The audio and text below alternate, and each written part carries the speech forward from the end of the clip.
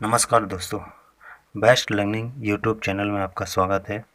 दोस्तों, आज मैं आपके लिए लेके आया हूँ एक वीडियो जो पल्स कोड मॉड्यूलेशन पर आधारित है। इसमें पल्स कोड मॉड्यूलेशन में क्या होता है, पल्स कोड मॉड्यूलेशन एक टेक्निक है जिसमें एनालॉग टू डिजिटल कन्वर्जन होता है। एनालॉग टू डिजिटल कन्वर्जन क्या है?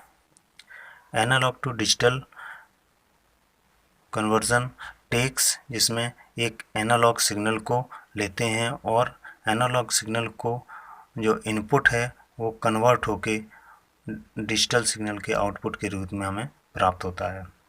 बेसिक स्टेप्स कुछ दिए गए हैं। इसको करने के लिए हम कुछ स्टेप्स को फॉलो करते हैं। सबसे पहले सैम्पलिंग करते हैं। एनालॉग सिग्नल जो हमारे को मिला है, जो सिग्नल एनालॉग सिग्नल आ रहा है, उसके हम क्या सैम्पलिंग करेंगे एट ए रेगुलर इंटरवल पर।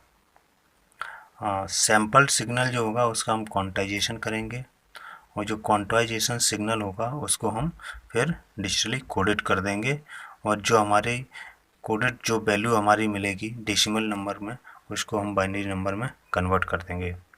तो इसमें हम देखेंगे ग्राफ में सोर्स है, सोर्स जो एनालॉग सिग्नल आ रहा है, जो एनालॉग टू डिजिटल कन्वर्जन से होते हुए डिजिटल इन्फॉर्मेशन प्राप्त होती है और डिजिटल इन्फॉर्मेशन फिर डिजिटल से एनालॉग कन्वर्जन होता है और फिर हमें दोबारा एनालॉग इन्फॉर्मेशन डेस्टिनेशन तक पहुंच जाती है। अभी सैम्पलिंग शुरू करने से पहले हम करेंगे भाई कि एनालॉग टू डिजिटल कन्वर्जन क्यों करते हैं। भाई हम एनालॉग से एनालॉग में ही कम्युनिकेशन क्यों नहीं कर रहे हैं? एनालॉग से फिर डिजिटल कन्वर्ट करना, फिर डिजिटल से फिर एनालॉग करना, इसके कुछ खास मकसद हैं। इसके लिए हम ये एनालॉग टू डिजिटल कन्वर्जन करते हैं। डिजिटल सिग्नल में क्या होता है, नॉइज का असर बहुत ही कम पड़ता है और एनालॉग सिग्नल में इसका नॉइज का असर बहुत ज़्यादा पड़ता है।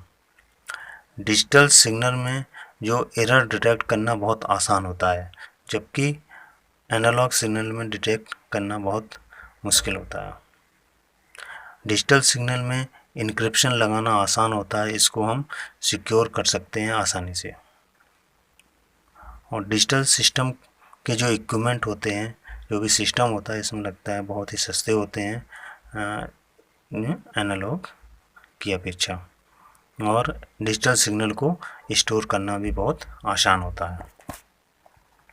तो अभी हम शुरू करते हैं सैम्पलिंग। सैम्पलिंग क्या है?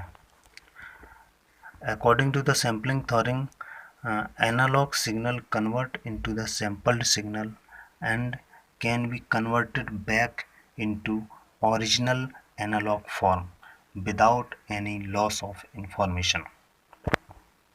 इसमें हम एक एनालॉग सिग्नल की सैम्पलिंग करते हैं, जिसमें क्या है, किसी भी एक सैम्पलिंग पहले समझ लेते हैं। सैम्पलिंग तीन टाइप से होती है, तीन प्रकार से सैम्पलिंग होती है। नंबर एक जो आइडियल सैम्पलिंग है, फर्स्ट जो ग्राफ दिखाया है आपको आइडियल सैम्पलिंग, उसके बाद में जो दूसरा है वो नॉर्मल सैम्पलिंग और तीसरा है flat top sampling. Normal sampling में एक आइडियल इंटरवल, जो हमने इंटरवल पर इसका सिग्नल का सैम्पलिंग किया गया है।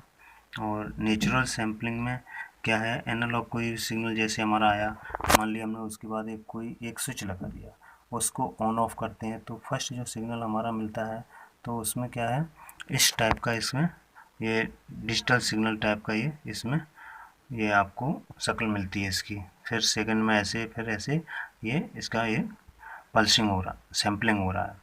फिर तीसरा जो आता है हमारा फ्लैट टॉप।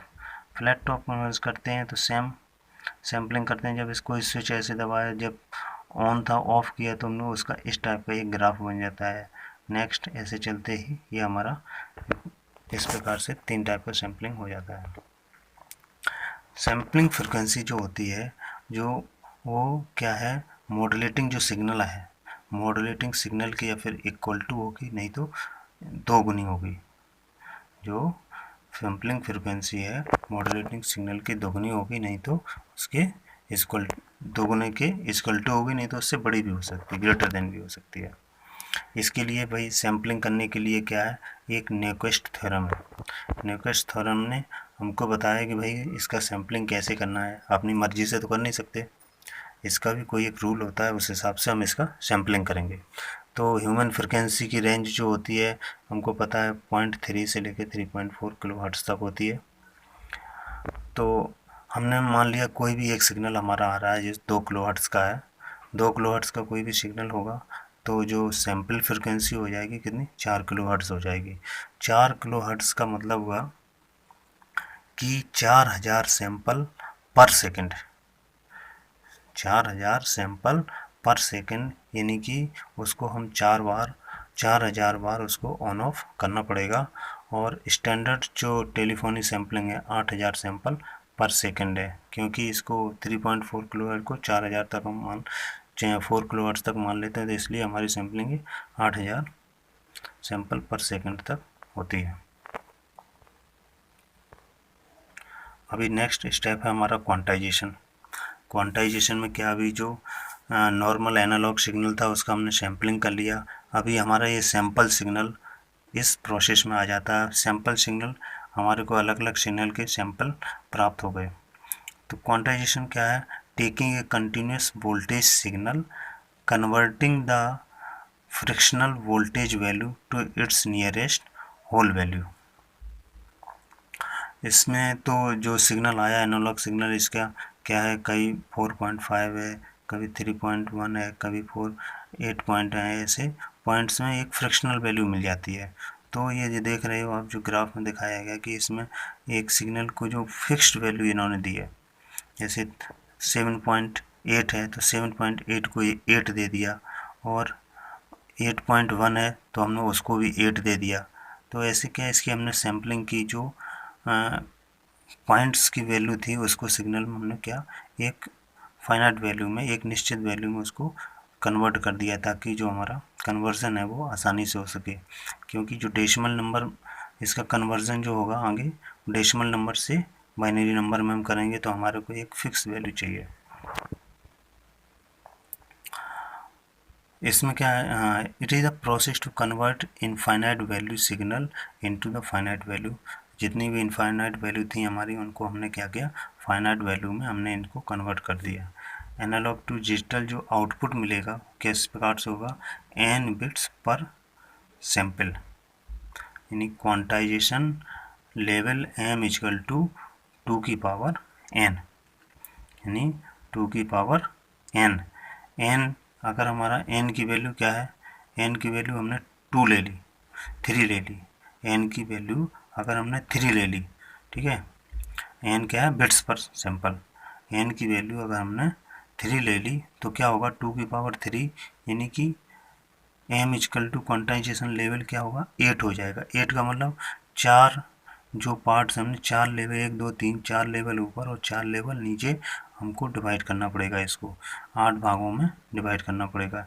यदि हम 2 की पावर हमने 8 ले लिए, 8 बिट्स ले लिए, तो 2 की पावर 8 का मतलब 256, तो इसको 256 भागों में डिवाइड करेंगे तो हमारे क्या है, सिग्नल जो एनालॉग सिग्नल जैसे आया था वैसा ही मिलेगा, इसकी कोई थोड़ा सा भी इंफॉर्मेशन लूज नहीं होगी। अगर हमने हाई कहा है तो नेक्स्ट एंड पर हमको हाई ही मिलेगा, इसमें कुछ कटेगा नहीं। इस प्रकार से हमने इसका क्वांटाइजेशन कर लिया।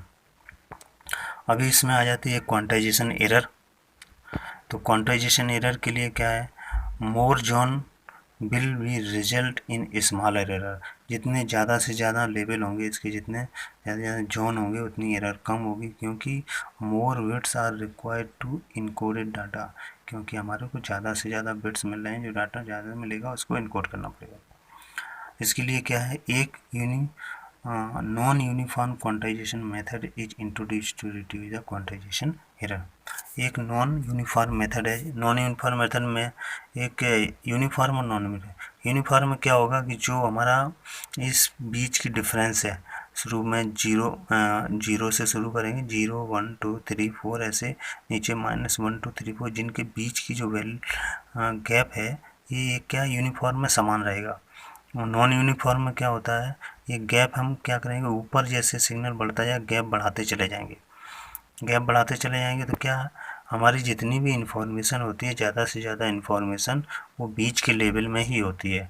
तो ऊपर का अगर थोड़ा सा भाग कट भी जाता है तो हमारे को कोई दिक्कत नहीं होगी।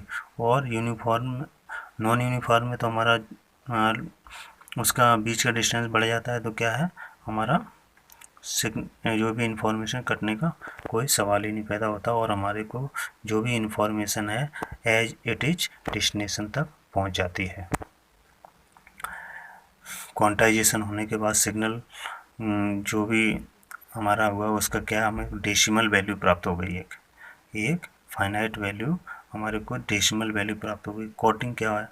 कोडिंग करें। Coding is the process converting the quantize signal into the digital representation में हमने डिजिटल रिप्रेजेंटेशन में कर लिया हमने।